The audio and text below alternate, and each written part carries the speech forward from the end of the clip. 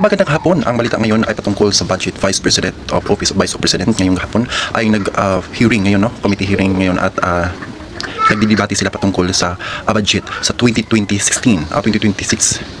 At ngayon mga kahiking is panoorin natin ang full video at ito ang ating balita at napapaganda dahil sinagot ni Vice President at sinupalpal nila ang kongreso or congressman na nagtanong dahil po ay out of context at ito po ba ay katotohanan, no? Dahil po ay parang something na naramdaman ni Vice President na ito po ay parang binitik siya at sinabi ni Vice President na ito po ay sa impeach na niya ipakita for the security. So maganda naman ang topic natin ngayon dahil po ay nasagot at sukal agad ni Vice President ang mga kongreso na magtangkang bulahin siya upang mapasagot siya sa mga katanungan. Kaya ito po ang ating panuorin, ang full video. At kung ganito ang inyong gusto ninyong panuorin, huwag kalimutan mag-subscribe at mag-click all bell para lagi po yung nakasubaybay sa ating Lister Admirer. Impeachment trial.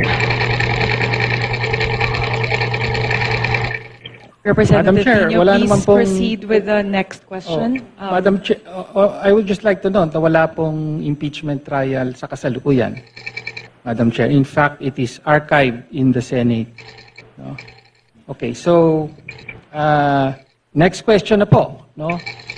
Lumabas din po sa nakaraang mga hearing sa House na nag-submit po ang Office of the Vice President ng 2,670 accomplishment reports at kasama para po sa liquidation ng 500 million pesos worth of confidential funds under the Office of the Vice President. At ayon sa investigasyon ay 1,322 out of 1,992 names in the OVP ARs submitted to the PSA have no birth records. So kasama po dito yung mga pangalang Mary Grace Piatos, Fernando Tempura,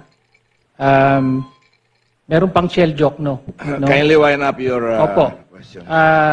Again, pwede po bang mapaliwanag ng Vice Presidente kung bakit ganon ang sinabit at bakit walang supporting documents ang mga accomplishment reports na ito?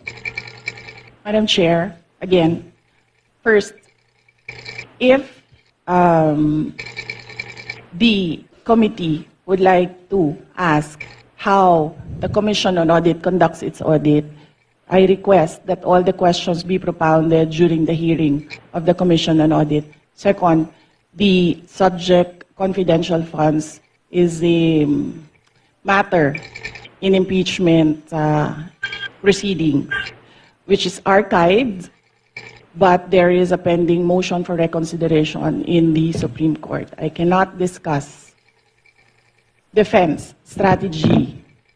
Number 3, I cannot discuss intelligence operations and cannot explain how intelligence operations are done without compromising national security. Thank you, Madam Chair. My next question. Congressman Tenyo, last question. Opo, last question. Please wind up. Opo. So,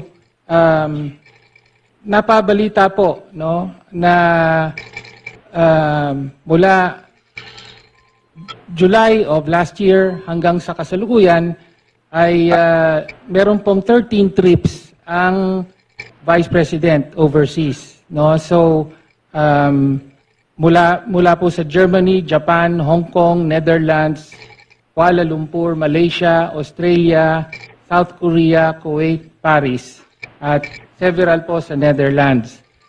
Umaabot po sa at least 60 days po na on leave ang presidente at marami po pero hindi lahat ay sinasabing personal leave, no? So sa mga trips po na ito, ilan po ang naging personal leave at ilan ang on official duty at magkano po ang total na budget na ginastos ng Office of the Vice President para sa mga official leave at personal leave na nangyari.